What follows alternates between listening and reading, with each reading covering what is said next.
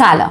امروز اومدیم راجع به 2 تا محصول صحبت کنیم. 2 تا محصولی که شاید خیلی به هم شباهت داشته باشن. چرا؟ چون هر دو پاک کنندن.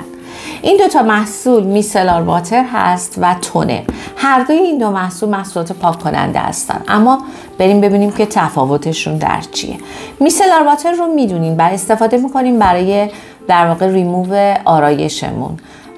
اون هرچی مواد آرایشی روی پوست هست رو با توجه به اینکه جذب چربی داره، یک حلاله در واقع، یک حلال آبی و جذب چربی، اون مواد آرایشی رو از روی صورت پاک میکنه. اما در مورد تونرها باید خدمتتون بگم که بسیار هم برای پوست مفیده.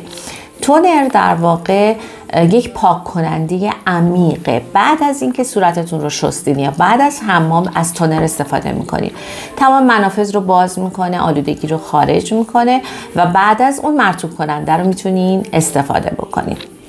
تونر ها معمولا برای پوست های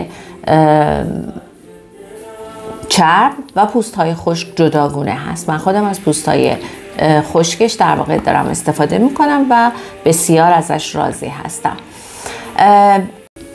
اگر میخواین پوست خوب، سالم، بدون جوش داشته باشین، حتما از تونرها استفاده بکنین. تونر مخصوص پوستتون رو استفاده بکنین و از تونر لدورا هم یکی از بهترین تونرها هست که میتونین ازش استفاده کنین. اگر خواستین سفارش بدین، با شماره تلفنی که این زیر براتون می‌نویسم حتما تماس بگیرین، سفارش بدین.